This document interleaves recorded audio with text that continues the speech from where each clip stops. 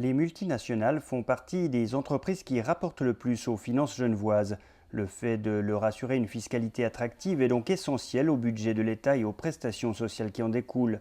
À ce titre, l'approbation de la réforme RFFA, couplant fiscalité des entreprises et prévoyance vieillesse, ce 19 mai est primordiale.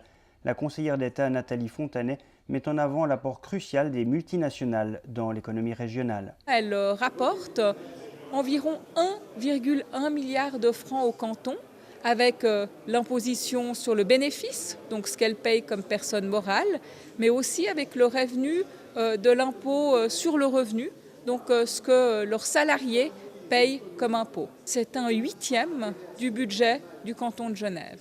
Et nous ne pouvons pas nous permettre de perdre ces montants qui, effectivement, nous permettent de financer bon nombre de prestations. Ces entreprises à statut verseront 345 millions de francs d'impôts en plus que maintenant.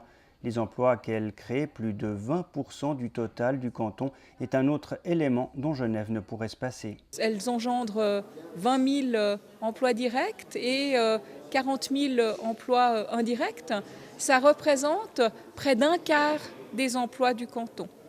Et évidemment que si elles devaient se résoudre à quitter notre pays parce que leur imposition se trouverait doublée, 11,6 à 24,2%, eh bien ce serait près d'un emploi sur 4 qui serait menacé. Et ça, nous n'en avons pas les moyens.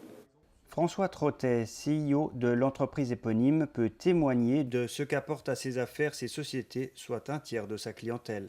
Ces multinationales sont clientes des PME genevoises. La multinationale qui va s'implanter par exemple à Genève travaillera avec des fournisseurs locaux avant tout. Donc elle va chercher autour de chez elle. C'est ces entreprises qui viennent, qui payent des collaborateurs et qui font que ces collaborateurs permettent, parce qu'ils payent comme impôt après eux-mêmes, à faire vivre toute une communauté, toute une région. Ce qui compte le plus pour les multinationales est la prévisibilité. De plus, la diminution d'impôts prévue pour les PME donnera à celles-ci un coup de pouce bienvenu. Pour une entreprise comme la nôtre, 10% par année d'économie d'impôts, ça veut dire investissement dans l'outil de production. Cette réforme elle est hyper importante pour les PME, en tout cas pour nous, parce qu'elle nous assure un avenir pour les 10 à 20 prochaines années. Quoi qu'il arrive, l'abolition des statuts fédéraux fiscaux interviendra en janvier 2020.